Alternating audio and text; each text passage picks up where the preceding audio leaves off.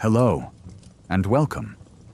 Whether you're listening late at night with soft, sleepy eyes, or enjoying a quiet moment of rest during the day, this gentle journey invites you to drift into a world woven from myth and moonlight. Make yourself comfortable. Feel your breath settle. Let the noise of the world fall away like a fading echo. Together, we'll step beyond the ordinary and wander into a place where wonder lives between every leaf and shadow. This is You Wouldn't Survive a Night in the Enchanted Forest, a calm, magical exploration of a woodland filled with ancient secrets and creatures who watch silently from the trees. Take a slow, deep breath. As you exhale, imagine pale moonlight spilling over moss-covered roots and winding paths.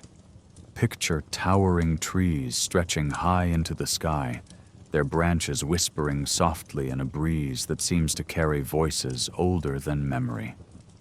In this peaceful retelling, there is no danger, no rush, only gentle mystery. We walk through the forest with quiet curiosity, observing how each petal, each glimmer of light, each rustling leaf plays a part in this enchanted world. Now imagine yourself standing at the forest's edge. The air is cool, carrying the scent of pine, damp earth, and wildflowers that bloom under starlight. Fireflies drift lazily through the dark, floating like tiny lanterns. Somewhere deeper within, you might hear the soft hoot of an owl or the distant murmur of a stream winding between ancient stones. You may be resting comfortably in your room now, but a part of you can almost feel the soft moss beneath your feet and the magical hush that settles over everything. Let your worries drift away like shimmering dust on the wind. In the chapters ahead, we'll explore the forest's hidden wonders, how trees with bark older than kingdoms whisper forgotten tales, how gentle spirits guide travelers along moonlit paths, and how creatures of myth emerge softly from the shadows to watch over their realm. We'll stroll through glowing clearings, follow the quiet trail of silver-pawed animals, and listen to the lullaby of enchanted streams. Through it all, we'll move slowly and peacefully, letting each moment unfold like a soft dream. Now that you're relaxed and ready, let's begin this serene journey into the heart of the enchanted forest. Our first chapter begins with the landscape itself. The luminous leaves, the winding paths, and the warm, magical hush that fills the air. Breathe deeply, settle in, and let the forest gently guide you forward.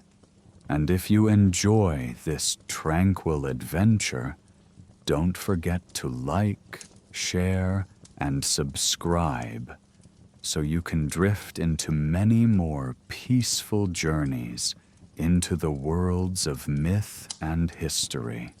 Journey through a mystical woodland where ancient trees whisper secrets and magical creatures test your courage. Legends warn that you wouldn't survive a night in the enchanted forest, a place whispered to be filled with both wonder and peril. In countless tales, such forests are described as realms of magic, home to mystical creatures and secret paths leading to other worlds. They say the very trees hold ancient wisdom, and that fairies, elves, and spirits guard their shadows, ready to test the courage of anyone bold enough to wander beneath their boughs. Some speak of these woods in hushed voices, saying it is a sacred place watched over by old powers. The Celts believed sacred groves were dwelling places of gods, while far to the east, people told of kami spirits living in the ancient trees. For those who enter unprepared or impure of heart, the forest can be unforgiving. But for others, it is said to offer refuge and transformation, a chance to confront one's deepest fears and perhaps emerge changed, for enchanted forests throughout myth and legend represent places of liminality and change, where a lost soul might find danger, yes, but also unexpected friendship or enlightenment. Chapter 1. Into the Whispering Woods. Dusk settled like a hush over the village on the edge of the wild. A young traveler named Eleanor stood at the tree line, watching the last gold and rose hues of sunset bleed into the indigo of night. The enchanted forest loomed before her, its towering silhouettes of oak and pine forming a dark, inviting wall. The treetops were already merging with the night sky, a jagged line of black against the last purple strip of twilight. Insects buzzed in the meadow grasses at her back, and ahead the first crickets of the forest began their evening chorus. The air itself felt different, a step beyond the village, damper and rich with the scent of moss and leaf mulch. Eleanor drew a slow, steady breath and stepped forward. Her heart beat a little faster as she crossed the threshold from meadow grass to leaf-strewn earth. Every child in the village grew up hearing warnings about this place. She could almost hear the voice of old Mara, the village storyteller, cackling by the hearth as she spun terrifying yarns of these woods. How travelers who stayed past dusk would vanish, or return only as empty-eyed ghosts of themselves. One woodcutter had once stumbled out at dawn, hair turned white as snow from the sights he'd seen, or so the stories claimed. The elders insisted these were not just tall tales. They truly believed no ordinary person could survive a night under those ancient boughs. Yet here she was, determined to prove that wrong. Only a fool or the very brave would enter by night, the elders said. But Eleanor had made up her mind. She would face the forest's mysteries herself. At first, the woods welcomed her with silence. The daybirds had gone quiet, and even the usual evening chorus of crickets and frogs seemed muted, as if the entire woodland held its breath to observe the intruder in their midst. Tall silhouettes of ancient trees surrounded her. Their trunks were gnarled and thick, roots bulging from the soil like the limbs of sleeping giants. Overhead, the last light of day faded to a pale glow behind the treetops, and a few early stars blinked awake in the sky. Eleanor paused beside a particularly old oak just a few paces in, reaching out to touch its bark. It was ridged and rough, still retaining a hint of warmth from the long day's sun, solid and reassuring beneath her fingers. A tiny beetle scurried under the mossy crevice of the trunk, undisturbed by her presence. "Please guide me," she whispered, unsure exactly to whom she spoke, perhaps to the forest itself. The gentle whisper of leaves answered as a breeze stirred the high branches. In that susurrus, it almost seemed the oak sighed in acknowledgement. Gently, she laid her palm on the ancient tree a moment longer. In that simple contact, Eleanor felt a steady presence, as if the oak were wordlessly welcoming her. Stepping carefully onward, she followed what looked like a narrow footpath winding deeper among the trees. It was barely a trail, more a natural corridor, where the underbrush thinned between trunks. As she went on, twilight surrendered fully to night.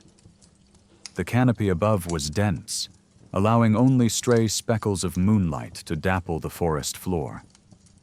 Each step took her further from the familiar fields behind, and deeper into the world of shadows and shapes that swayed gently at the edge of her vision. The hush was profound. With her senses keened, Eleanor heard her own breathing and the soft crunch of leaf litter under her boots. Occasionally, a distant sound echoed, a twig snapping far off, or the flutter of wings from some nocturnal bird overhead.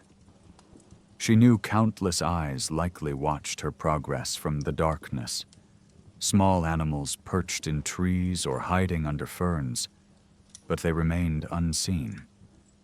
Despite the unknown around her, she felt oddly calm.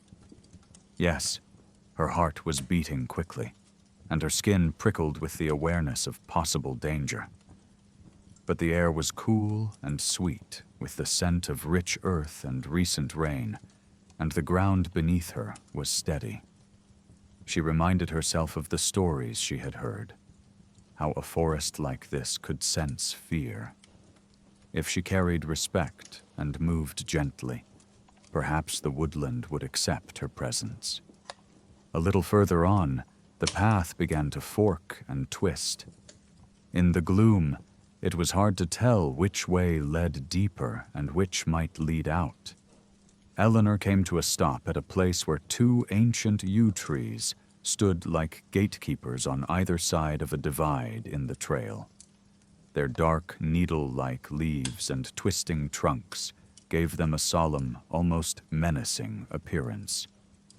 The gap between them yawned like the mouth of a tunnel into deeper darkness, and a mild dread prickled at Eleanor's skin as she approached. She took out a small cloth pouch from her pocket. Inside was a pinch of salt and dried herbs, a protective charm given by her grandmother. With a quiet prayer, she sprinkled a bit at the base of each yew tree. It was an old gesture of respect and a request for safe passage. As the last grains of salt vanished into the mossy soil, a sudden rustle of feathers above made Eleanor start. On a low branch of one of the yews sat a great horned owl, golden eyes peering right at her. She hadn't heard its silent approach. The owl's gaze was intense but not hostile. It felt as though the creature were appraising her quietly. "Good evening," Eleanor whispered, half smiling at her own instinct to be polite. The owl blinked slowly, then gave a soft hoot that echoed in the stillness. In the silence that followed, Eleanor took this as an acknowledgement. The owl remained perched, watching, as she chose the left-hand path and continued her journey. With each step beyond that threshold of the yew guardians, she felt the forest grow a little darker, a little deeper. Yet she also felt a strange sensation in her chest, a mix of trepidation and wonder. The night was fully upon her now, and she was truly inside the enchanted forest, venturing further than perhaps any of her people had in living memory. Ahead, the narrow trail beckoned her onward into the unknown heart of the woods, where ancient trees and unseen eyes awaited. Eleanor tightened her cloak around her shoulders, steadied her breath, and walked on, ready to face whatever the whispering woods might reveal. Chapter 2. The Glimmering Glade. The darkness deepened until Eleanor could scarcely see more than a few paces ahead. As she walked, a faint light suddenly caught her eye off to the right of the narrow trail. It blinked and bobbed between the tree trunks, a tiny orb of bluish flame that danced mischievously in the air, weaving in and out of the black silhouettes of branches. Eleanor's heart skipped. A will-o'-the-wisp, she thought, recalling the old stories of ghostly lights that hover in wild places. In folklore, such lights were often said to be fairy lanterns meant to lead unwary travelers astray. The orb of light flickered invitingly, drawing her attention toward a dense thicket. For a moment, her mind grew hazy, and she found herself drifting off the path, irresistibly drawn by that gentle glow. In the back of her mind, a warning flared, but her feet had already begun to follow before she realized. Her boot sank into soft, damp earth, and a branch snagged at her cloak, as if warning her not to go further. Eleanor halted. The tales had warned of this. Following strange lights in the dark could lure one away from the safe route. She backed up carefully, pulling her cloak free from the thorny shrub. The pale blue flame hovered a moment longer, then drifted off into the deeper blackness, vanishing as mysteriously as it appeared. Eleanor let out a breath she hadn't realized she was holding.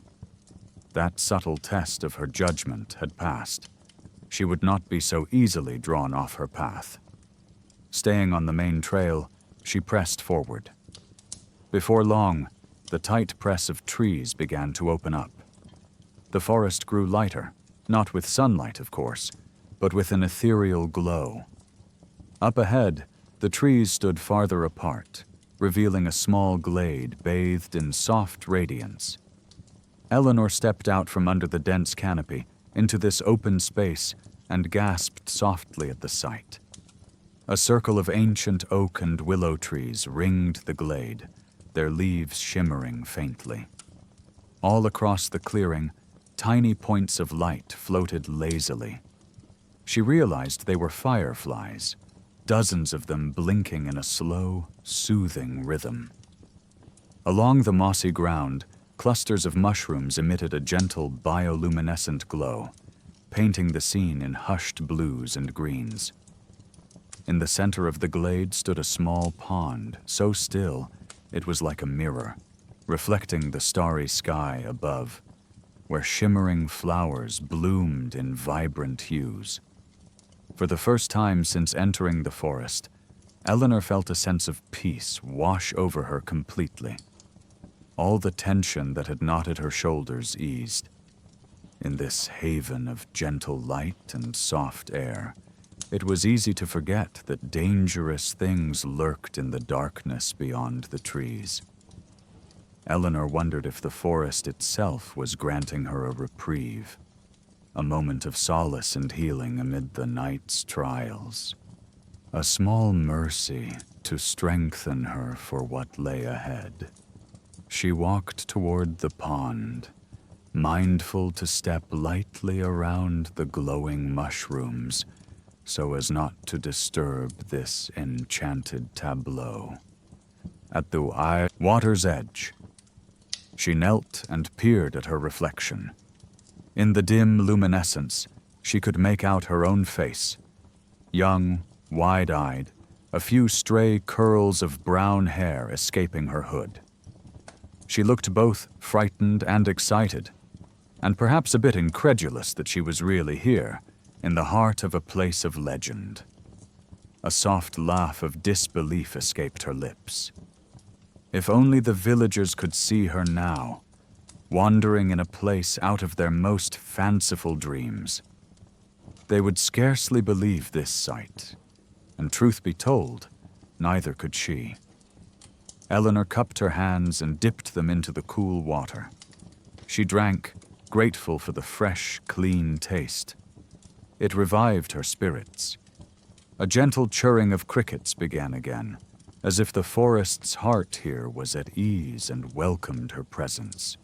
Overhead, a fragment of moon emerged between parting clouds, casting silver rays that intermingled with the golden firefly glows.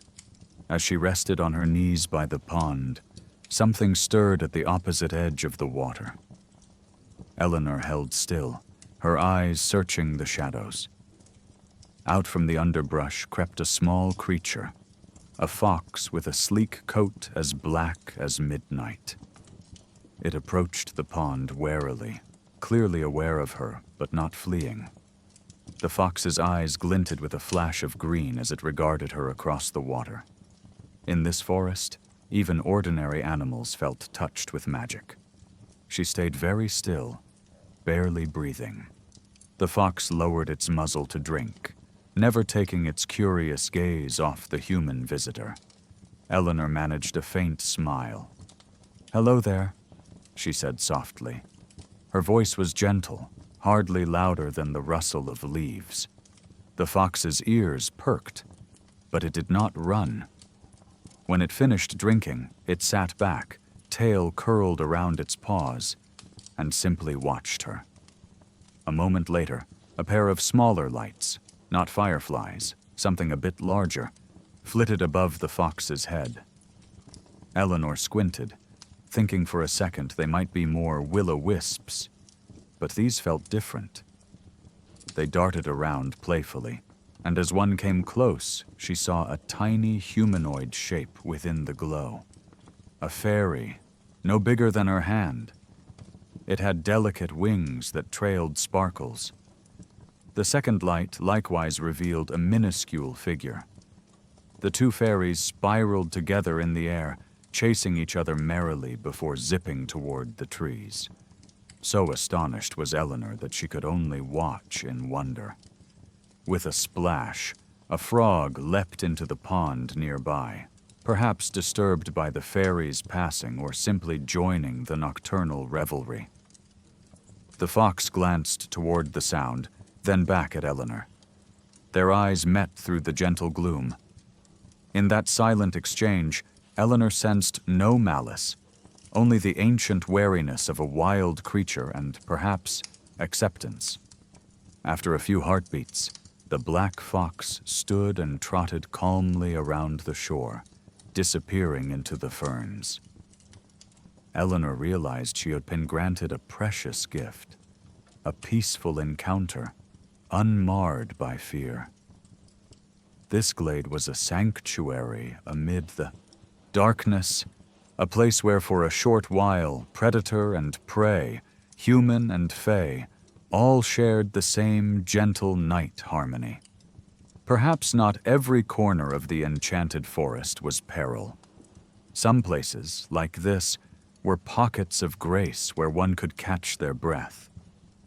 She took this opportunity to rest a little. Sitting on a soft patch of moss, Eleanor let her shoulders relax. She set her pack down and pulled out a small bit of bread and cheese she had brought, eating quietly as the fireflies bobbed around. Each bite was soothing in the calm. In the back of her mind, she wondered if the forest allowed her this reprieve intentionally, as though rewarding her for resisting the wisp's temptation and continuing respectfully. The thought made her smile. If the forest was watching and judging, she dearly hoped she was passing its tests so far. After a short while, Eleanor knew she must continue her journey. The night would not last forever, and she wanted to be through the deepest woods before dawn broke. With a sigh of reluctance, she rose to her feet, shoulders much looser than before. Gently, she whispered a thank you to the silent trees and glowing creatures of the glade. Then, shouldering her pack once more, she bid farewell to that tranquil clearing and slipped again under the canopy of shadowy trees, ready to face whatever else the night might bring. Chapter 3. Guardian of the Grove. Leaving the comfort of the glimmering glade, Eleanor reluctantly hefted her pack and returned to the winding trail. She knew she must keep moving. The night was ticking by, and standing still too long, even in a safe spot, might invite unseen dangers or tempt exhaustion to take over. So, with a final glance at the gentle lights, she murmured a thank you under her breath, unsure if she was addressing the forest itself or whatever kindly powers dwelled in that clearing, and ventured onward once more. The path beyond the glade grew narrow and twisty, sloping upward into a part of the wood where the trees were unbelievably old. Towering trunks pressed in on either side, some so wide that 5 grown men linking hands couldn't encircle one. Their roots knotted across the forest floor, turning the ground into a maze of rises and hollows. Eleanor had to watch her step carefully to avoid tripping. It was then she felt it, a prickle on the back of her neck, a sense of being watched closely. The atmosphere here was different, heavier. The very air felt charged with awareness. Eleanor slowed her pace, instinctively bowing her head as she weaved around a huge oak that blocked most of the sky with its canopy. "I mean no harm," she whispered softly. Her voice sounded small beneath those ancient boughs. In answer, a low creaking sounded from somewhere ahead, like the groan of wood in a strong wind. Yet the night was calm. Eleanor peered forward and saw that the trail opened into another clearing, not wide like the glade of fireflies, but a circular space ringed by standing stones and gnarled trees. At the center rose a single tree far larger than any she had ever seen. Its trunk was immense and twisted with age, bark etched by time and weather into a face-like pattern. The branches spread outwards in a grand canopy that seemed to hold up the star-dusted sky itself. She approached reverently, heart pounding not from fear exactly, but from awe. This had to be the heart of this part of the forest. Perhaps a guardian tree, ancient beyond reckoning. Eleanor felt as if the woods had led her here deliberately. She remembered old folk tales about dryads, the tree nymphs who lived within great trees and protected them from harm. Perhaps one such spirit dwelt here, watching her even now. The air was thick with anticipation. Eleanor stepped into the ring of stones encircling the great tree. She noticed carvings on some of the mossy boulders, weathered symbols that looked like eyes and leaves and phases of the moon. It was a sacred grove, she realized, likely tended in ancient days by people who revered the forest. Now it stood silent, except for the faint whisper of leaves high above. She carefully set down her pack and walked right up to the colossal trunk. The feeling of being watched intensified until she could almost sense a gaze emanating from that knotted bark. Placing a trembling hand on the trunk, she closed her eyes. If there is a spirit. "Here, I ask for guidance," she said gently. Her words were respectful, almost prayerful. For a moment, nothing happened. Then a soft glow began to emanate from a crack in the bark, just at shoulder height. Eleanor stepped back, eyes widening. The glow outlined the shape of a slender figure, emerging as if walking through a door made of living wood. Before her stood a lady of the trees, a dryad. The being was tall and graceful, with skin the silvery gray color of birch bark, and hair cascading down her back in a mantle of living green leaves and delicate blossoms. Her eyes glowed softly, like amber caught in sunlight, ancient and wise beyond mortal years. She was intertwined with the tree behind her, as though part of her form still blended into the trunk where she stepped out. Eleanor fell to one knee instinctively, bowing her head. She had never seen such a creature, but she knew in her heart who this must be. The guardian spirit of this grove. "Rise, child," came a gentle voice, like the rustle of wind through summer leaves. Eleanor lifted her gaze. The dryad's lips had not moved. The greeting seemed to echo directly in Eleanor's mind, or perhaps in the air all around. She stood slowly, keeping her hands at her sides, open and empty to show she carried no weapon in hand. The dryad tilted her head, studying the mortal girl before her. "Why have you come to these woods on this night?" the voice questioned. It was not unkind, but there was a gravity to it that made Eleanor choose her answer with care. "I wanted to see if I could spend a night here, to learn from this forest," Eleanor replied softly. Honesty felt like the only possible approach under those luminous green eyes. She swallowed and continued. All my life I've heard stories of this enchanted forest, that no one can survive a night in it. I wanted to understand why, to witness its magic myself. And, she took a breath, to prove my courage is more than just words. At that, the Dryad's expression softened slightly. Her eyes flickered over Eleanor's form, as if reading her very soul. Courage, the Dryad repeated. Many have entered boasting of their bravery. Most found only their folly. A subtle sorrow laced the mental voice, hinting at past trespassers who failed. Tell me, child of men, do you respect these woods? Will you treat them with reverence? The trees, the creatures, big and small? Eleanor nodded earnestly. I will. I have. I gave an offering at the yew trees. I refuse to harm anything. I carry only a small knife for protection, but I pray I won't have to use it at all tonight. She carefully reached into her boot and pulled out a short, sheathed knife, the only weapon she had, and set it on the ground before her as a sign of trust. I seek knowledge and experience, not conquest.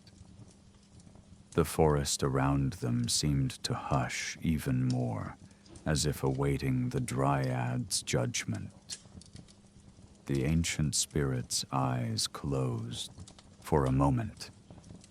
Eleanor felt something like a breeze, though the air was still, a ripple of unseen energy washing through the grove. It was as though the forest itself was examining her, its ancient consciousness brushing against her spirit.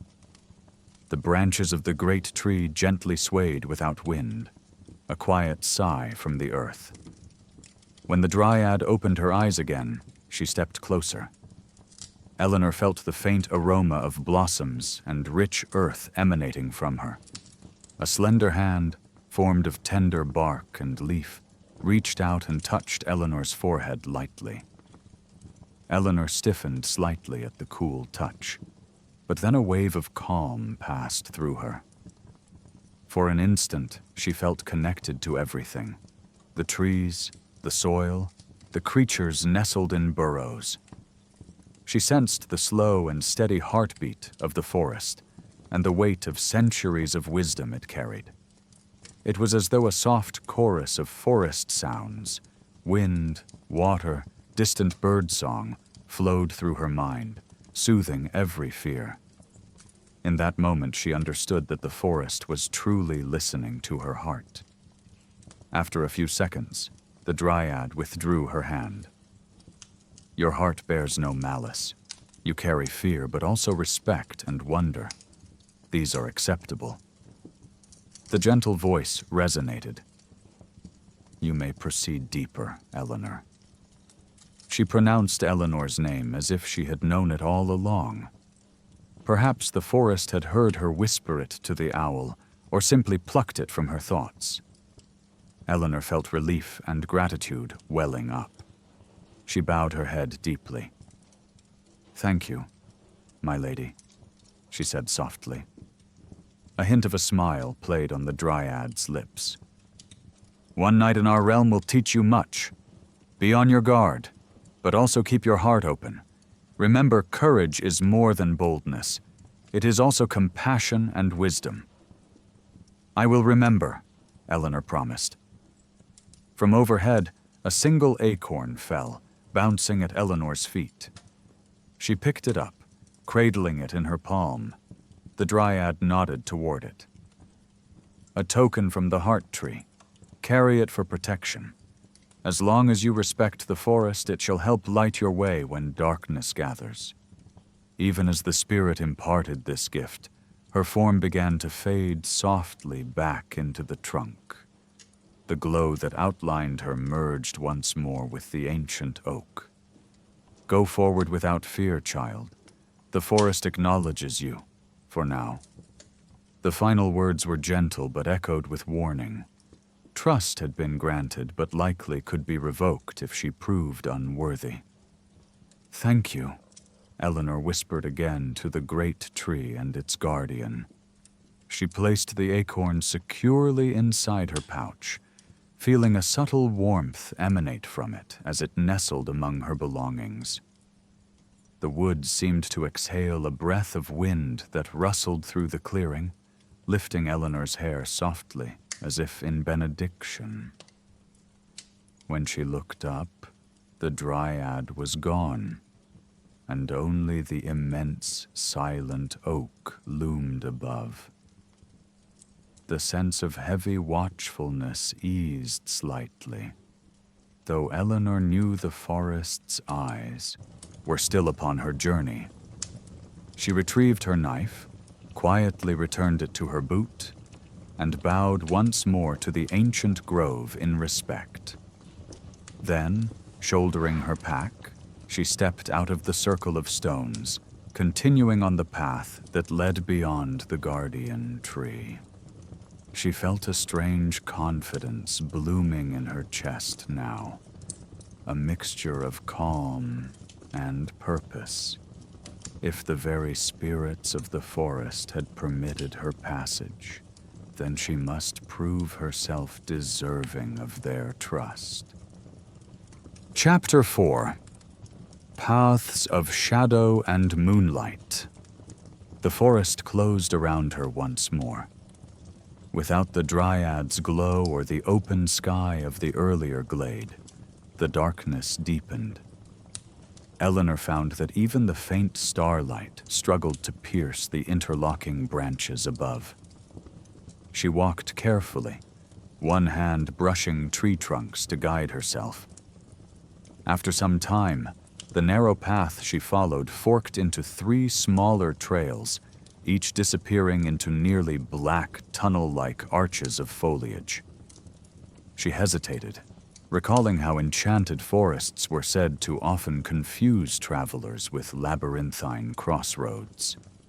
There were no obvious clues as to which path might be safer.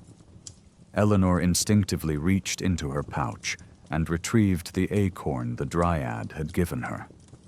To her surprise, it emitted a faint warmth against her palm, and as she held it up, she saw it glimmered with a soft golden light.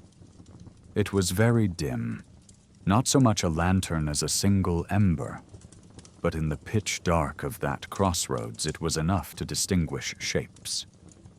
She turned toward each of the 3 paths in turn, watching the acorns glow. When she faced the left path, the light flickered slightly, as if a breeze passed over a flame. Down the middle, the acorn's glow steadied.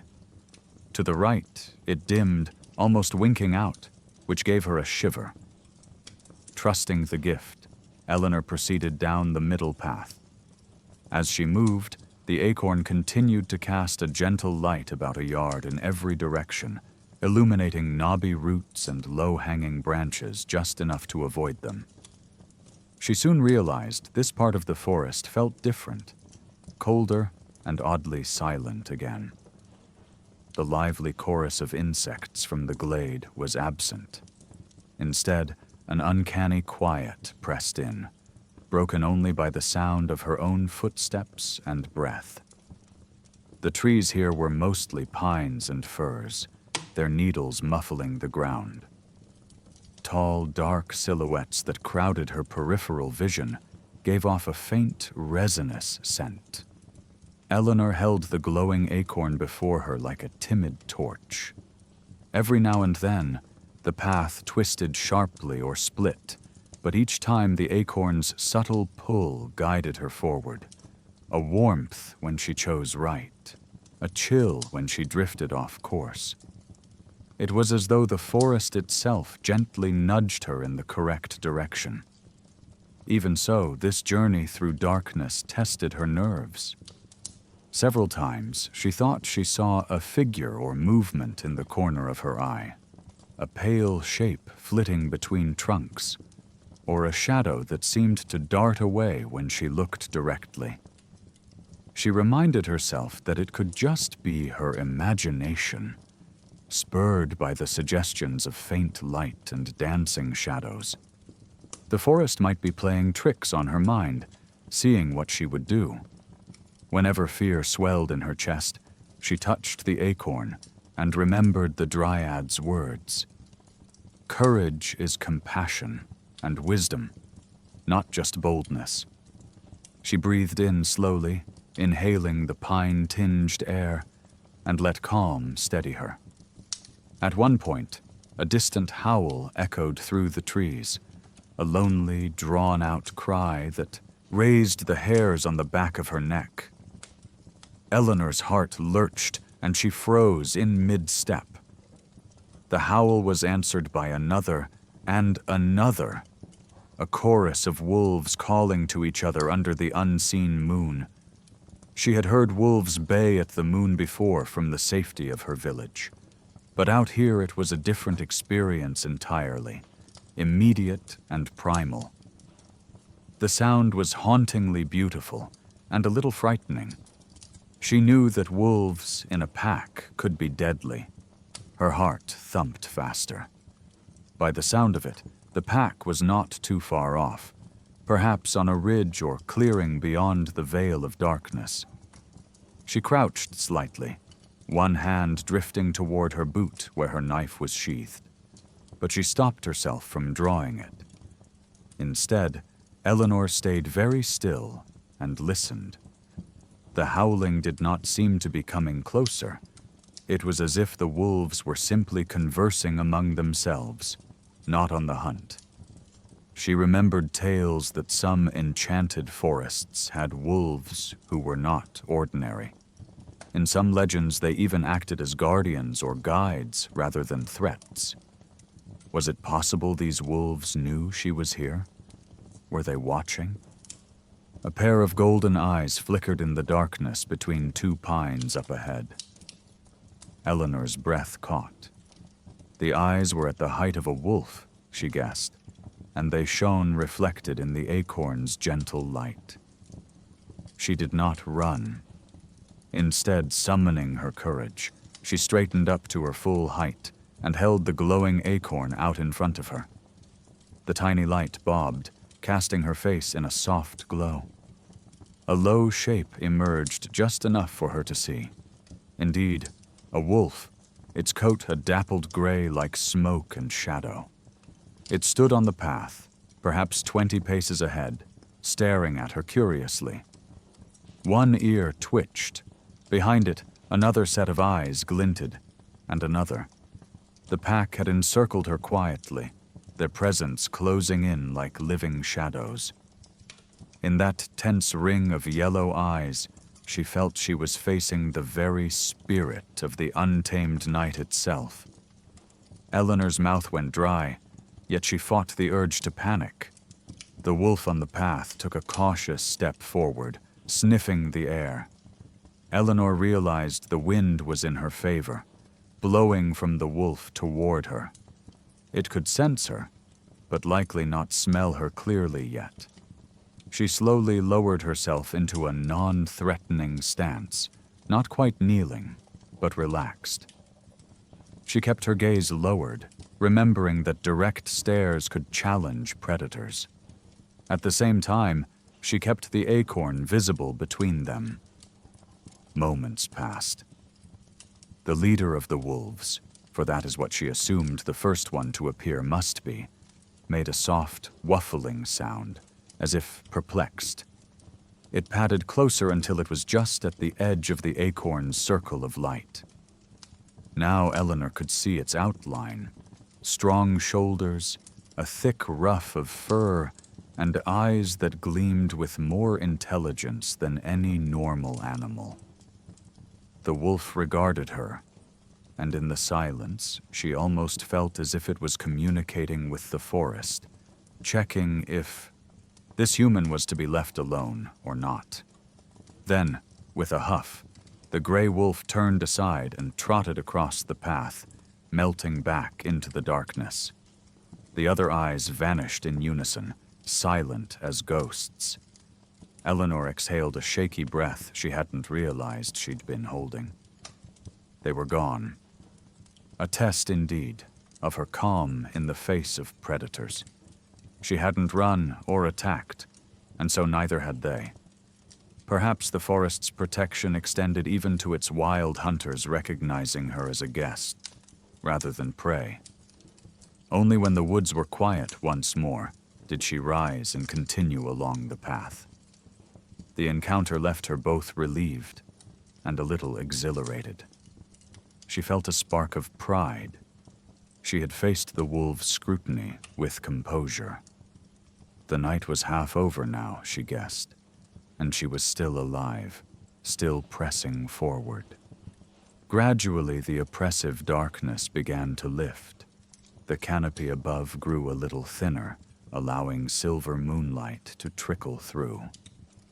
Eleanor emerged from the cluster of dense pines into a more open stretch of forest. Here the trees were birch and aspen, their pale trunks almost aglow in the lunar light. The forest floor sloped upward, leading her to the top of a gentle hill. At the crest, she paused to catch her breath and looked around. From this slight rise, she could see the silhouettes of treetops undulating into the distance, a sea of darkness crowned by faint starlight. Above, the moon had broken free of clouds, shining brightly for a while. Under its glow, the leaves shimmered and the whole wood took on a softer aspect. It struck Eleanor that even in deepest night, the forest had its own gentle luminescence, whether from fireflies, glowing fungi, or the caress of moonbeams on leaves. It was alive and watching, but also quietly beautiful. She allowed herself a short rest under an old birch at the hilltop. The events of the night played through her mind.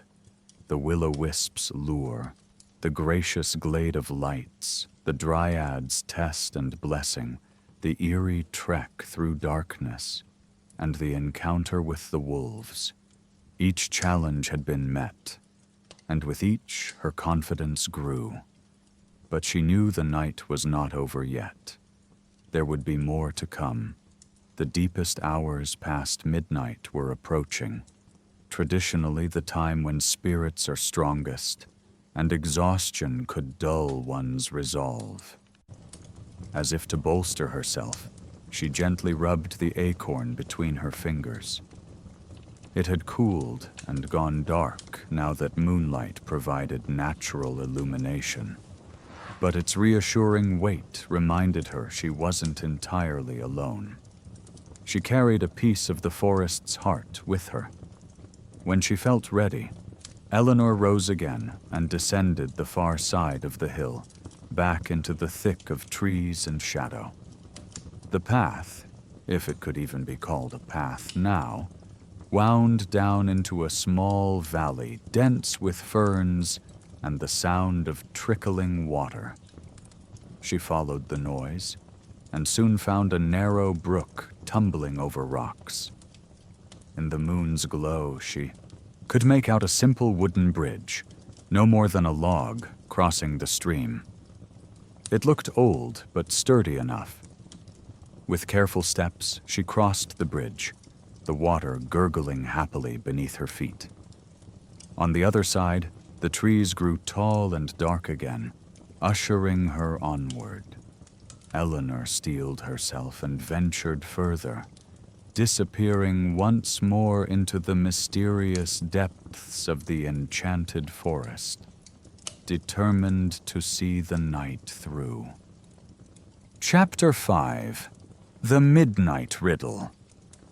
The ground turned rocky underfoot as she progressed, with large boulders strewn about as though giants had tossed pebbles in ages past. The trees grew sparse here, opening the sky above, but casting deep shadows between stone outcrops.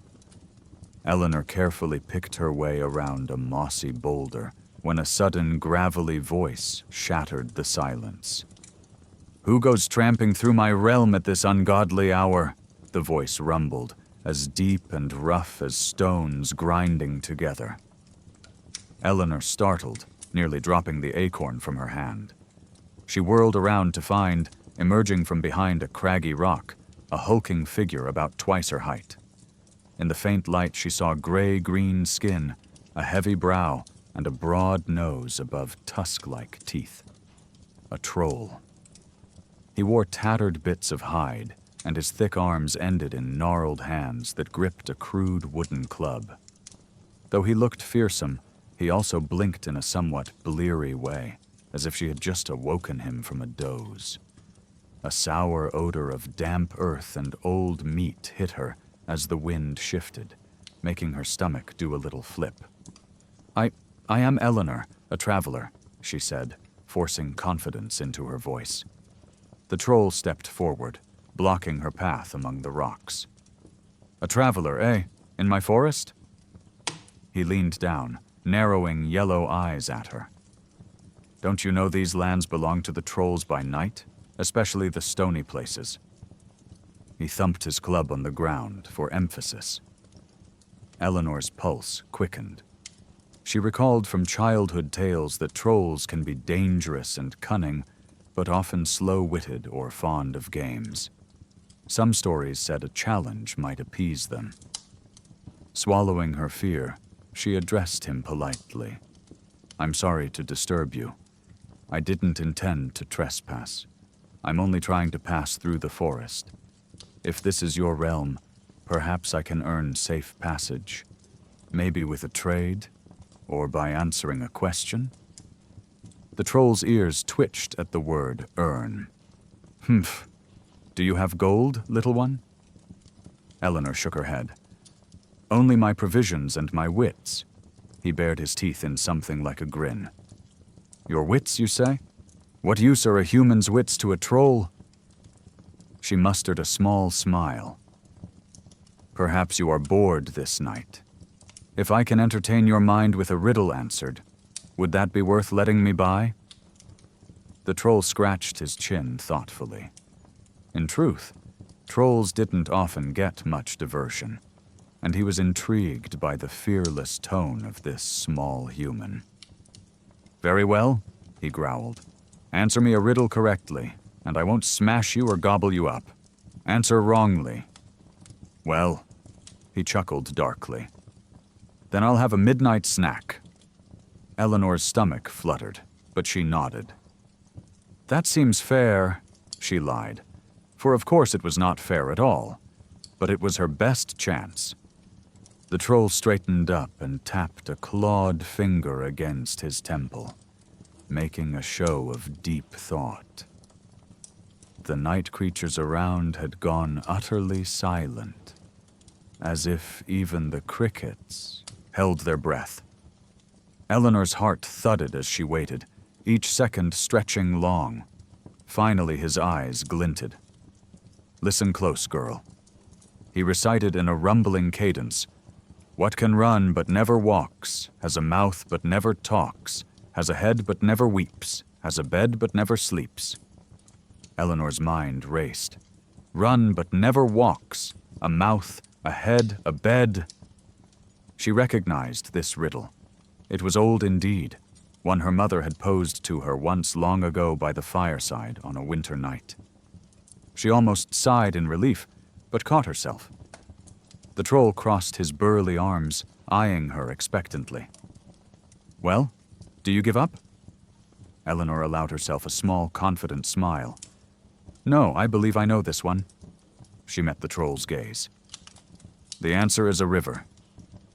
For a moment, the troll's expression was blank. Then his brows shot up in surprise. A river, he muttered, counting off the clues on his thick fingers. Runs, yes. Mouth, head, bed. Well, blast me, that's right. He sounded almost disappointed, but also begrudgingly impressed. He let out a gusty sigh. You're a clever little human, aren't you? Lucky for you, I'm a troll of my word. He stepped aside, clearing the path. Be off with you, then. And mind, if you encounter my brother further on, Show him you solved my riddle so he doesn't try to eat you either." Eleanor nodded, suppressing a nervous laugh. The idea of encountering another troll in the same night was not comforting, but at least she had gained a bit of respect from this one. "Thank you," she said sincerely, as she edged past his massive form. He grunted in reply. You're lucky I'm too full for snacks anyway." He patted his belly and trudged back toward his rocky nook. It seemed he truly had been napping here, and wanted no more than to return to his slumber. She allowed herself a small, tired smile of triumph. Outwitting the troll had proven that cleverness and composure could be just as vital as courage in these woods. Once Eleanor was safely beyond the troll's hearing and back among the shadows of the trees, she exhaled in relief. That could have ended poorly had she not recalled the solution to his riddle. She reflected that knowledge and composure had served her as well as bravery in this encounter. The terrain began to smooth out as she left the troll's domain behind. The boulders gave way once more to soft earth and leaf litter, and the path dipped into a swale between low hills. She noticed the air feeling slightly warmer and more humid here, perhaps a sign that a spring or stream was nearby. Soon, through the trunks ahead, she noticed a warm, flickering glow. Not the cold, otherworldly blue of a will-o-wisp, but a homier, golden light. Her heart lifted at the sight. It looked for all the world like firelight from a hearth, spilling out into the night from some dwelling. Could it be that someone lived here, deep in the forest? The thought of shelter and friendly company, even for a short while, was overwhelmingly appealing after the long hours of solitude. Still, she approached cautiously, mindful that not all that was warm and inviting in these woods would be as it seemed. Chapter 6. Midnight Solitude. Leaving the troll's domain behind, Eleanor found herself once again alone in the thick of night. As she ventured further, the forest around her grew very still, as if catching its breath after the confrontation. The path was no longer well defined, but she could make it out by the subtle furrow it cut through the undergrowth. With only faint starlight filtering through the canopy, Eleanor decided it was safest to keep her acorn charm in hand. It glowed with a delicate light, just enough to guide her steps without drawing too much attention. Now that the adrenaline of facing the troll had faded, fatigue began to nip at her heels. Every part of her ached for rest. As she trudged carefully forward, her mind wandered. She thought of her snug bed back home, imagining how at this late hour her parents must be asleep, perhaps dreaming blissfully unaware of the trials their daughter was enduring in these haunted woods. A pang of loneliness welled up, but Eleanor pressed it down. She had chosen this path. Still, walking through the darkness with only her own footsteps for company proved to be a different kind of test, one of resolve and spirit. The silence was profound. Her earlier fear of what lurked in the shadows had eased, for she sensed the forest's attitude toward her had shifted after the dryad's blessing, and even the troll's reluctant respect. But there remained the natural eeriness of being the sole human awake in a sleeping wood. At times, she heard the rustle of nocturnal creatures brushing through ferns, or the hoot of an owl hidden in the foliage above. These sounds, once intimidating, now felt almost companionable, reminders that she was not truly alone. Life abounded in the darkness, even if she could not see it. As she continued, the ground underfoot began a gentle incline. Each upward step was laborious. Her legs felt as heavy as lead. Climbing over a tangle of roots, Eleanor stumbled and had to catch herself against a tree trunk. She paused there, leaning on the rough bark, chest heaving. Her body was begging for sleep, and her eyes stung from weariness. A small voice in her mind whispered that it might be all right to sit down for just a moment, perhaps close her eyes. But she knew such a choice could be dangerous.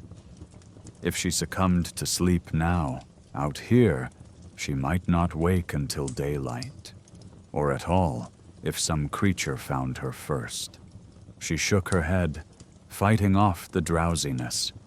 To reinvigorate herself, Eleanor took a sip from her water skin and quietly munched a corner of one of her remaining biscuits. The simple actions and the cool water steadied her. She reminded herself that she must be well past midnight by now. In a few short hours, dawn would break. She had already overcome so much. She could overcome the lure of sleep and the weight of solitude as well. Summoning an old tune under her breath, she began to hum as she walked. It was a lullaby her mother used to sing, ironically about the morning sun, chasing away bad dreams. The soft melody kept her mind alert enough to continue, and perhaps the forest appreciated the gentle song, for the leaves around her seemed to rustle in time, a subtle accompaniment in the darkness. The slope grew a bit steeper, and the trees more widely spaced, indicating she might be approaching some higher ground or the edge of a different terrain. Eleanor was trudging up a stony stretch when a sudden gust of wind fluttered through the branches above. The first breeze she'd felt in hours. It carried with it a faint change in the air, a hint of something new ahead, though she could not yet tell what. Perhaps a clearing or hillside lay just beyond. Clutching her cloak tighter against the chill, she focused on the rhythmic motion of placing one foot before the other. In that moment, a flicker of light appeared in the distance. Eleanor halted, heart quickening. It was different from the treacherous blue will-o-wisp she'd encountered earlier. This was warm and golden, like firelight. Could it be someone's campfire or hearth? Hope sparked in her chest. The idea of friendly company and a place to rest, even briefly, was overwhelmingly appealing. Still, she approached with caution, recalling that not everything in these woods was as it appeared. As she drew nearer, keeping to the shadows, the glow resolved into a clear shape. Lamplight spilling from a small, round doorway at the base of a giant oak ahead. Wisps of smoke curled from a tiny chimney, and the comforting murmur of voices and clatter of crockery drifted through the night air. Eleanor's heart swelled. It sounded like a home. Against the backdrop of solitude, the scene was irresistibly inviting. Swallowing her apprehension, Eleanor decided to take the chance. She stepped carefully toward the hobbit-like dwelling, making her presence known with a soft call, and was soon rewarded with astonished but welcoming faces. The golden light beckoned her inside, promising safety and warmth in the remaining hours of night. Chapter 7. Hospitality of the Little Folk. As Eleanor drew nearer to the source of the light, she saw that it came from a cozy-looking hollow beneath the roots of a great oak tree. A round wooden door left slightly ajar, warm radiance spilling out into the darkness. It was a little house, half buried in the earth, the kind of dwelling one might expect in a fairy tale. Inside, she could just glimpse rustic furniture and the movement of small figures. Her heart fluttered with a mix of relief and nerves. She gently cleared her throat and called, "Hello? Excuse me, I'm a traveler. May I approach?" The chatter inside went silent. Then a small figure peered out the round door. He had a long, wrinkled face with a bulbous nose and bushy eyebrows, nearly as large as his eyes. A pointed cap sat on his head. Two other similar figures crowded curiously behind him. "Traveler, is it?"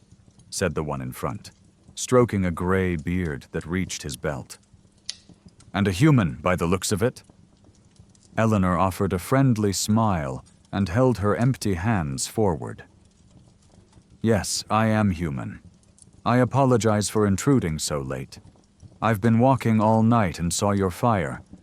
I wondered if I might rest here briefly, or even just greet you. I've not seen other people all night." A fourth little head, this one female, with braided hair and round cheeks, popped into view.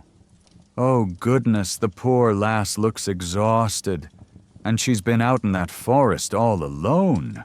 Come in, dear, come in." The bearded fellow harumphed softly, but he stepped aside to allow Eleanor to duck under the low doorway. Inside, she found a charming hobbit-like home carved into the roots and earth. The ceiling was low but manageable if she crouched slightly. Wicker baskets and dried herbs hung from the low rafters, and shelves built into the earthen walls held tiny ceramics, tools, and trinkets. Every piece of furniture, from the stout table to the pint-sized rocking chair by the hearth, was scaled to the dwarves' proportions and crafted with care. Despite the humble materials, the home exuded warmth and comfort. A hearty fire crackled in a stone hearth, and the room smelled of stew and baked bread. 4 of the diminutive folk bustled around her now. 2 old dwarf gentlemen, the dwarf lady, and a younger dwarf man who looked like the lady's son. Their clothing was simple but well made, full of earthy tones and practical aprons. Eleanor realized with delight that these must be dwarves, or at least close kin to them, the so-called little folk of the woods. She recalled stories of lost travelers finding refuge in the cottages of kindly dwarves, like the tale of Snow White, who survived the dangers of a forest thanks to the hospitality of 7 dwarfs. Could her fate be aligning with those old legends? "Sit, sit," urged the dwarf woman, pulling out a tiny chair. When she saw it was too small for Eleanor, she tutted kindly, and instead brought over a padded stool that was used as an ottoman. Eleanor sat near the fire, feeling warmth seep into her cold limbs. A steaming bowl of stew was pressed into her hands almost immediately by the younger dwarf, while the older one with the beard fetched a mug of hot tea. "Thank you so much," Eleanor said, touched by their generosity. "Not often we get big folk around here, especially at this hour," said the younger dwarf man, who introduced himself as Bram. "In fact, can't remember the last time a human knocked on our door at all." "Most don't make it this deep, I reckon," grumbled the bearded elder, who gave his name as Dorim. Despite his gruff tone, he did not object to their kindness toward her. It seemed more like a habitual dwarf grumpiness than any real anger. The dwarf woman was named Magda, and the second elder was her brother-in-law, Nisa. They peppered Eleanor with questions as she ate. What she was doing alone in the forest at night, how she had survived thus far, whether she had seen any trolls or dangerous beasts. Eleanor answered between grateful spoonfuls of hearty venison and root vegetable stew. She told them, in brief, of her journey. Entering at dusk on a personal dare, encountering mystical lights, meeting the dryad guardian who permitted her through, the wolves she faced, even solving the troll's riddle. The dwarves listened with widening eyes, interrupting with many interjections. "Mercy me," Magda gasped when Eleanor described resisting the will-o'-wisp's lure. "By thunder, you bested old Grimble's riddle?" Dorim exclaimed upon hearing of the troll, tugging his beard in astonishment. "Is that so? Extraordinary," Bram kept repeating, his pipe dangling forgotten from his mouth. Dorim stroked his beard when she described the dryad. "Haven't seen the Lady of the Oak myself, but we know she watches these woods. If she gave you an acorn, you must have earned her favor. That's no small thing, lass." Magda nodded vigorously. "That acorn will protect you, mark my words." Dorim settled back in his chair, a distant look in his eye. "Long ago," he began in a storytelling tone, "there was a woodsman from these parts who wandered too deep and got himself lost under the new moon. It's said a fairy's voice called to him, promising him riches if he'd only follow. The foolish fellow did, and was never seen again." He sighed gravely. "The forest does not take kindly to greed or disrespect." Magda clicked her tongue sadly. That poor soul became one of the forest's cautionary tales.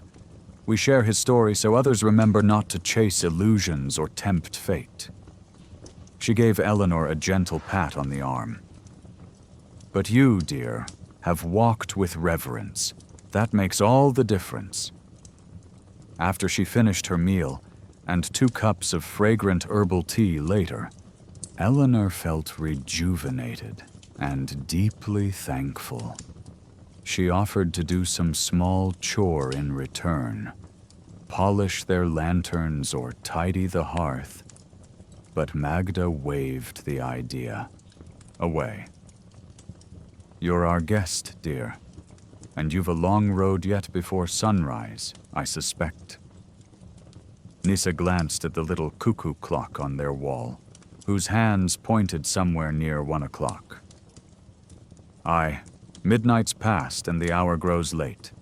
The deepest part of night is still ahead of you, and that's when the forest can be trickiest." Eleanor leaned forward, soaking in the fire's warmth. "Do you have any advice for me, for what's to come? I would gladly welcome it." The dwarves exchanged looks. Dorim cleared his throat. "Well, lass, you've done well so far by being respectful and calm. Keep that up no matter what you face. But," he tugged at his beard, choosing words, "just before dawn, the forest likes to play tricks. Stay true to what you know is right. Don't believe everything you see or hear in those moments. Especially if you hear voices of your kin calling, or see cozy places that seem too good to be true." Magda interjected, eyes serious. "The woods may test your resolve to leave." Eleanor nodded slowly. Tests of illusion and temptation. She had experienced a bit of that with the will-o'-wisp. "Understood." Bram smiled encouragingly. "From the sound of it, you have the favor of the forest on you. I'd wager you'll make it. You might even see the great oak at sunrise. There's a sight." "Great oak?" she asked. Dorim chuckled. "He means the oldest tree at the eastern edge of the forest, where the sun first hits. Supposedly there's a clearing there. If you reach that by dawn, you'll have done what no outsider's done in living memory." Eleanor's eyes shone. A goal, the eastern edge, a giant oak in a clearing. Dawn's destination. Magda bundled a small cloth package and pressed it into Eleanor's hands. Inside were a few slices of warm bread and cheese. "For the road, dear," she insisted, feeling tears of gratitude prick her eyes. Eleanor hugged the stout dwarven lady gently, then nodded respectful bows to the gentleman. "I won't forget your kindness," she said sincerely. "You've given me exactly what I needed to carry on." They escorted her to the door, their lanterns shining in the dark outside. "Good luck," Bram whispered as she stepped out under the black dome of sky. "Just follow that trail yonder. It will lead you onward. And remember our words." "Farewell." Nissa and Dorim waved. "Stop by if ever you pass this way again, under more normal hours," Dorim added, winking. Eleanor laughed softly. With a final grateful wave, she turned and continued down the indicated path. The dwarves watched until her silhouette melted into the darkness, then shut their round door and returned to their cozy hearth. Eleanor walked on, heart buoyed by the comfort and kindness she had received. In a way, this brief haven felt like the very midpoint of her journey, a reminder that even in the most perilous quest, one might find friends in unexpected places. Buoyed by food, warmth, and wise counsel, she ventured deeper into the forest's midnight realm with renewed determination. Chapter 8. A View from the Treetops. Night's deepest hours lay thick around her as Eleanor continued along the winding path indicated by the dwarves. The forest was hushed again, but she felt no dread now, only determination and a growing anticipation for the first hint of dawn. The memory of the dwarves' fire kept a warm glow alive inside her. The terrain had begun gently rising, as Bram had mentioned it would. She was ascending a broad hill or series of ridges that would eventually lead toward the eastern border. The trees here were tall and straight, mostly oaks and beeches, their trunks pale in the darkness. Overhead, the stars had shifted. She could see the constellation her people called the Hunter dipping low, which meant the night was well past its midpoint. Eleanor stifled a yawn. The excitement and trials were catching up to her. Fatigue tugged at her limbs. She promised herself she'd rest thoroughly once safely through the night, but for now she had to keep going. As she trekked up a slope strewn with fallen leaves, a subtle vibration tremored through the ground. It was rhythmic, like distant thunder or footsteps. Very heavy footsteps. Eleanor froze, heart quickening. Something enormous was moving through the forest nearby and heading in her direction. She remembered the dwarves' advice. Not everything is as it seems in these hours.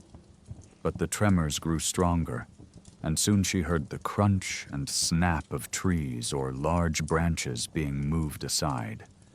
This was no illusion. It was physically happening. Bracing herself, Eleanor stepped behind the trunk of an ancient oak and peered out cautiously. Through the lattice of branches, she saw a massive silhouette approaching along the hillside path. It was a giant, easily 3 or 4 times the height of a man. As it emerged into a shaft of moonlight, she caught a proper look. The giant had a kindly, weathered face beneath a wild tangle of brown hair that fell to his broad shoulders. A mossy green tunic of rough woven cloth covered his body, and he carried in one hand a long staff that looked like an uprooted young tree. He seemed to be humming softly to himself in a deep baritone that resonated like distant thunder. Eleanor's initial instinct was to hide. Giants in many tales could be fearsome man-eaters, yet there was something gentle about this colossal being's manner. She recalled that enchanted forests were said to host all manner of creatures, even giants, and not all were cruel. Some, especially those tied to nature, could be friend rather than foe. Gathering her courage, Eleanor stepped out from behind the oak, making sure to keep her hands visible and empty. The giant noticed her immediately. It was hard for a human to hide from such a vantage. He halted in his stride, one large foot planted in a carpet of ferns, and regarded her with surprise. "Well now," he rumbled, in a voice as deep as the earth. "What have we here? A little traveler at this hour?" Eleanor tilted her head back to meet his gaze. Despite his size, she did not sense malice. She offered a polite bow. "Good evening, Sir Giant," she said respectfully, remembering to be courteous. He chuckled, a sound like distant drums. "Good morning, rather," he said, eyes crinkling kindly. "It's not far from sunrise, you know." Eleanor's heart leapt. "Truly?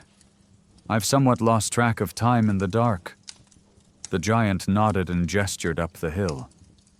"Another hour, maybe a bit more, before first light. I was just on my way to a good vantage to watch the sunrise. Haven't missed one in 100 years."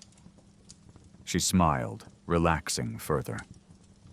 This towering figure seemed more like an ancient shepherd of the forest than a menace. Perhaps he even knew the dryad or other spirits. "I seek the eastern edge of the woods by dawn," she confided. "The dwarves I met said I might see the great oak at sunrise if I make it." At this, the giant grinned broadly. "Ho ho! So you're the one the trees have been whispering about. I heard on the wind a mortal girl walked the forest tonight with courage and courtesy. News travels quickly among us old ones." Eleanor was amazed. "The forest spoke of me?" "In its way," the giant said, kneeling down to get closer to her level. His enormous knees shook the ground slightly as he did so. The owls hooted of an unusual guest. The wolves carried word in their howls. Even the troll you met muttered your name into the stones. He winked a gray eye the size of a saucer. "You've made quite an impression." Eleanor felt a sense of wonder that this enormous being knew of her exploits. "I'm honored to meet you." "Do you have a name?" she inquired respectfully, tilting her head back to look at him. The giant stroked his bristly chin thoughtfully. "Name?" he mused. "Some have called me Oakenshade, and others simply the Hill Walker," he rumbled. "It has been so long that I've nearly forgotten what I was first named. I've walked these woods for many an age." "Thank you, Oakenshade," Eleanor said gently, deciding on the more personable of his titles. It amazed her to think how much history a creature like this must have witnessed. "Have you seen others like me pass through the forest in your time?" She couldn't help but ask. The giant's eyes glinted with memory. "A few over the centuries," he said in a low voice. "Not many choose to brave these shadows. Those who did often failed to earn the forest's favor." He gave a slow shake of his great head. "The last traveler I saw by moonlight here was generations ago. A wandering minstrel who lost his way and fled by midnight, scared out of his wits. You, Eleanor, are the first I've seen reach this far with courage still in your eyes." Eleanor absorbed that silently, humbled. She wondered what that frightened minstrel might have seen that sent him running, and felt a surge of gratitude for how kindly the forest had treated her in comparison. "I shall take you there," the giant offered. "If you don't mind a bit of help, I can give you a lift to speed your journey. Dawn will not wait, after all." Eleanor hesitated only a moment before nodding gratefully. This chance encounter felt like yet another blessing from the forest's powers. I would appreciate that very much. Carefully, Eleanor stepped onto the giant's broad palm, holding onto one of his huge fingers for balance. With astonishing gentleness, the giant rose to his full height, lifting her up above the treetops. Eleanor gasped as the ground fell away beneath her feet. Suddenly, she was at a bird's-eye perspective, the cool night breeze on her face and a panorama of the forest canopy spread out to the horizon. From this height, under the starry sky, she could see the undulating dark expanse of the enchanted forest all around. To the west, far behind her, lay the distant edge from which she'd entered, though it vanished beyond the rolling hills of trees. Beyond the forest's edge to the east, she could just discern lighter patches where open fields or hills caught the moonlight. Perhaps in that direction lay her home village, still sleeping. Above, the more inviting but no less enchanted forest in the distance bordered fairyland and drew the hero to find the title Key at the end of the rainbow, or so an old tale by the fire went. The giant knew the woods intimately and navigated around obstacles with ease.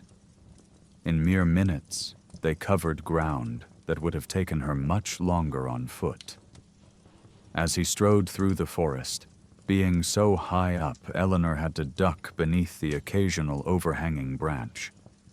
But the ride was surprisingly smooth.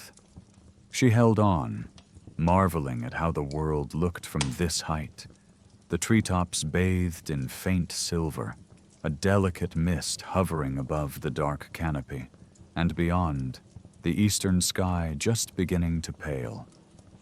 She could even see where the forest thinned in the distance, marking its boundary. It struck her that she was glimpsing what few ever saw, a tranquil, sleeping world from the vantage of a gentle giant.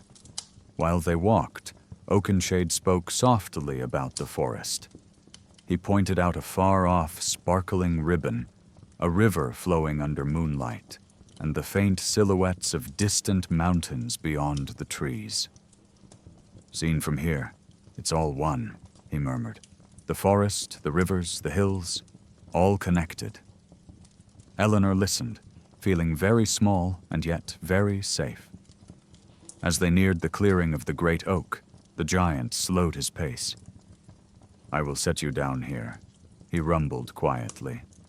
"The great oak's clearing is just beyond those elms. Dawn is about to break, and this part you must greet on your own." Eleanor understood. This final step, surviving until sunrise at the forest's heart, was something she had to do by herself. "Thank you, truly," she said, looking into the giant's kind, time-worn face. "I will never forget your kindness." He smiled and lowered her back to the ground. "It has been a pleasure. You've brought a spark of novelty to our long night. Go on now, and step into the clearing without fear." Standing again on solid earth, Eleanor realized just how close she was to completing her night's journey. The giant pointed with his staff toward a gap in the tree line ahead, where she could make out that immense oak trunk bathed in gloom. Faintly, birds were beginning to chirp, the first robins of morning, still tentative. She looked back up at the giant, who now seemed even taller from her normal perspective. He tipped his head in a gentle bow. "Farewell, brave one. May your dawn be all you hoped." "Farewell," Eleanor replied, voice almost catching with emotion. With that, the giant turned and walked off westward, presumably to find his own vantage point for the sunrise. His massive form soon melted into the twilight haze among the trees. Taking a deep breath, Eleanor steeled herself for the final piece of the journey. Just a short walk more, and she would reach the great oak's clearing as the sun rose. But this was also the time the dwarves warned about, the last trials before morning. Adjusting her pack and clutching the acorn charm in her hand, Eleanor stepped forward, ready to face whatever the waning night might yet reveal. Chapter 9. The Final Trial. Eleanor stepped between the last of the trees and into the clearing of the great oak. Overhead, the sky had shifted to a very pale gray blue. Dawn was imminent, but not yet broken. The enormous oak tree dominated the clearing, its girth astonishing up close. This must have been the oldest tree in the forest, perhaps in the whole land. Its roots knuckled up from the earth like the backs of slumbering beasts, and its sprawling branches reached out as if to embrace the whole sky. She walked towards the oak, each footstep loud in the silence. No sooner had she gone a few yards forward that the air around her grew still and heavy. The clearing, which ought to have been tranquil, suddenly felt oppressive. Eleanor's heart quickened. She sensed that the final test, the forest's last challenge, was now at hand. Without warning, the light dimmed. A thick cloud slid over the moon, and the faint pre-dawn glow, casting the clearing back into shadow. At the same time, a chill swept through, and with it, a whisper. Not gentle like the earlier tree whispers, but hissing and insidious. It was as if a dozen voices were murmuring in the gloom around her, just beyond sight. Eleanor turned in a slow circle. She could see nothing beyond the vague shapes of trees at the clearing's edge. The great oak itself remained motionless, towering behind her.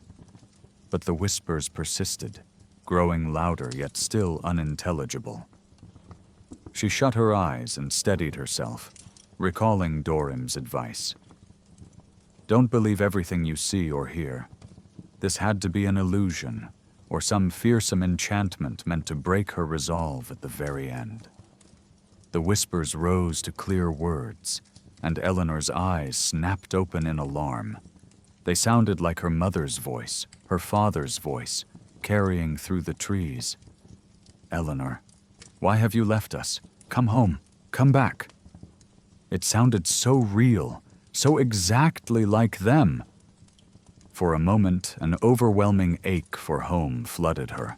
She could almost picture her mother's arms opening to hug her, her own bed waiting warm and safe.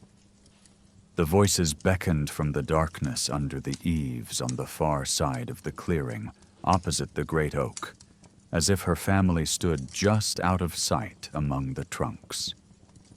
She took a half step toward the tree line, wavering. But then her rational mind rebelled. How could they possibly be here? This was a trick. She forced herself to breathe deeply. You are not real, she whispered to the phantom voices, even as tears pricked her eyes from the homesickness they'd awoken. The chorus of familiar pleas distorted, turning into a cacophony of cackling laughter that echoed around the clearing. The shadows beneath the trees began to pool and move, gathering together into a shape. Eleanor watched, gripping the acorn in one hand and the strap of her pack in the other. Out from the tree line oozed a mass of pure darkness, taller than a man, eyes glowing a sickly yellow within a vaguely humanoid silhouette. It shifted and swirled with an unnatural fluidity, as if made of smoke given malicious intent. This shadow creature loomed between Eleanor and the open forest beyond, as if barring any escape. It had no distinct features beyond those malevolent eyes and a shifting, smoky form. When it opened what might be a mouth, the voice that came was a twisted medley of all the trials she'd faced. The growl of the troll, the snarl of wolves, the hiss of the wisp's flame. "Why, come, here," it rasped, each word a different tone. "You will stay forever." Eleanor felt a jolt of raw fear spike through her veins. Her limbs trembled, instinct screaming at her to turn and flee into the woods, but she planted her feet and held her ground, refusing to give in. A biting cold seeped into the air, and Eleanor could see her breath puff white as the shadow neared. Cold dread washed over her with each inch it advanced. The creature of darkness extended arms like tendrils reaching for her. Eleanor backed up until she nearly touched the great oak's trunk behind her. Her mind urged her to run, but she stood firm. This had to be the culmination of the forest's testing, a manifestation of fear and temptation combined. "I will not be fooled," she shouted, her voice echoing. It quavered only slightly. The shadow thing lurched forward, arms like twisting smoke. In the back of her mind, panic surged. This apparition was the very embodiment of nightmares. But Eleanor remembered the dryad's token. She yanked the acorn from her pouch and cupped it between her palms, focusing all her will on the forest's gift. True to the dryad's word, it began to glow and warm once more, brighter than ever in her grasp. Summoning all her courage, Eleanor held the acorn aloft. It burst into brilliant radiance, a golden beam that cut through the gloom like a miniature sun bursting forth, its purity slicing into the shadow as if the dawn itself had awakened early. The shadow creature recoiled with a shriek, its form blurring at the edges where the light touched it. At that very moment, the clouds above parted in an instant, as if blown by a divine wind. A beam of early sunlight, the first ray of the rising sun, streamed into the clearing and struck the great oak, then spilled over onto Eleanor and the shadow. Daybreak had come. The creature of darkness writhed, caught between the acorn's glow and the pure morning sun. It gave a final distorted howl that faded into a sigh. Within seconds, the shadows thinned and melted away entirely, vanquished by the light of a new day. Eleanor lowered her hand, the acorn dimming now into an ordinary seed once more. She realized she was shaking with relief and adrenaline. Warm sunlight flooded the clearing, revealing every leaf and blade of grass gilded in dawn's gold. The first pink and gold hues of sunrise streaked the sky as the sun's rim peaked above the horizon. The massive oak stood serene and stately, its bark now illuminated in amber tones. At its base, where moments ago Eleanor had stood in terror, now a gentle figure stepped forth from behind the trunk.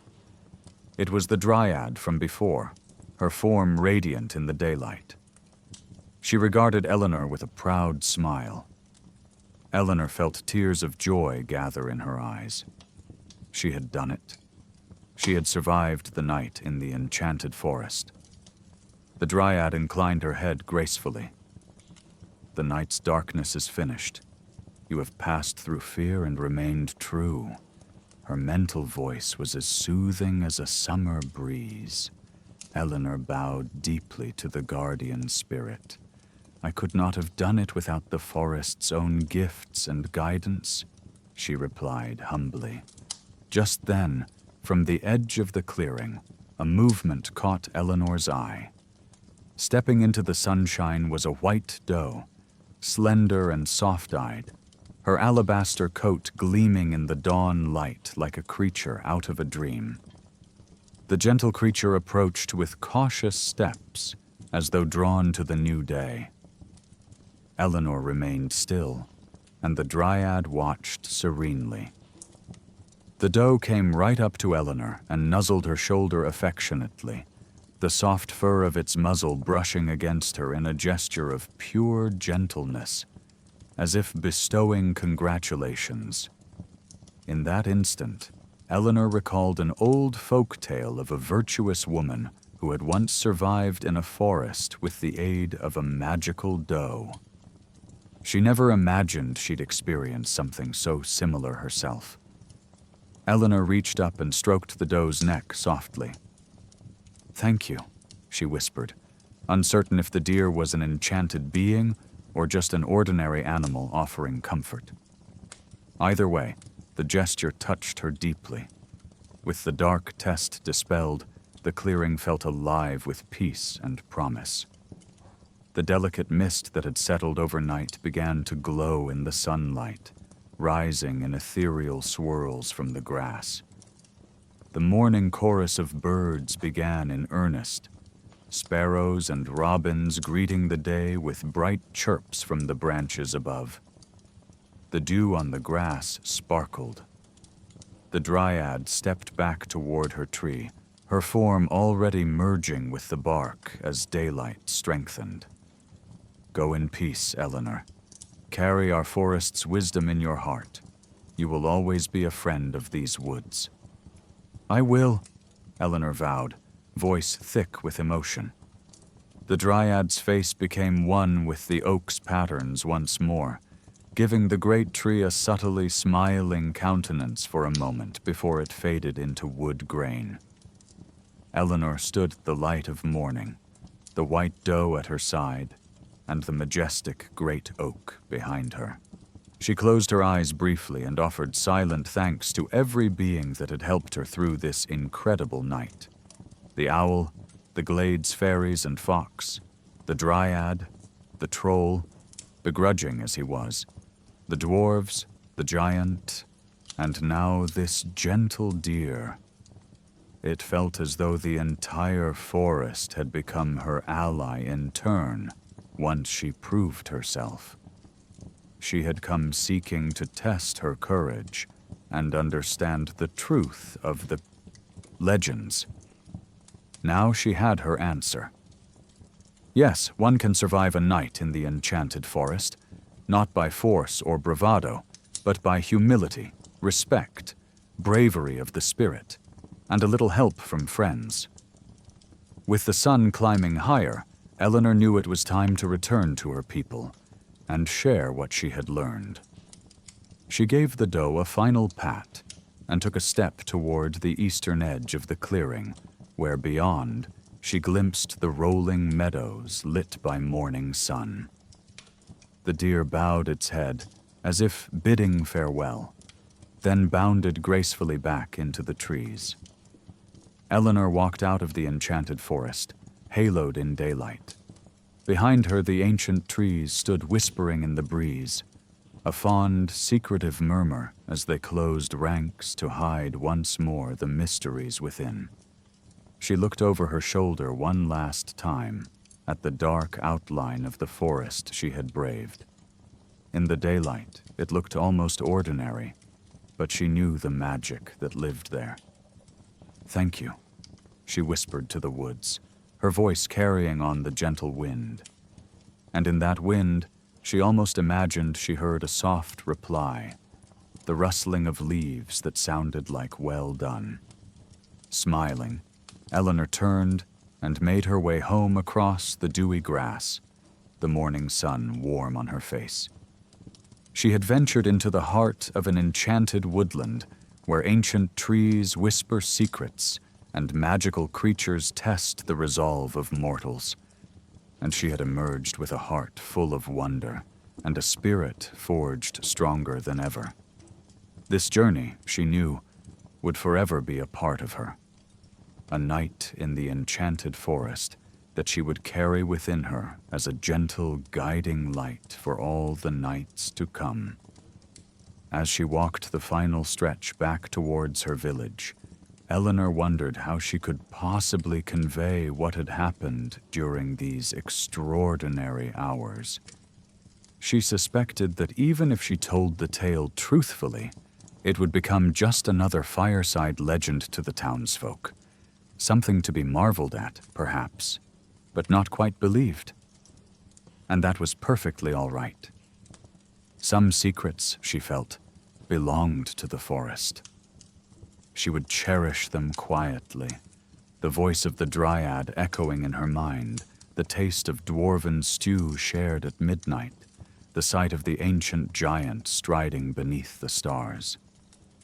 These memories were like precious tokens the enchanted forest had bestowed upon her. She realized she didn't need recognition or proof.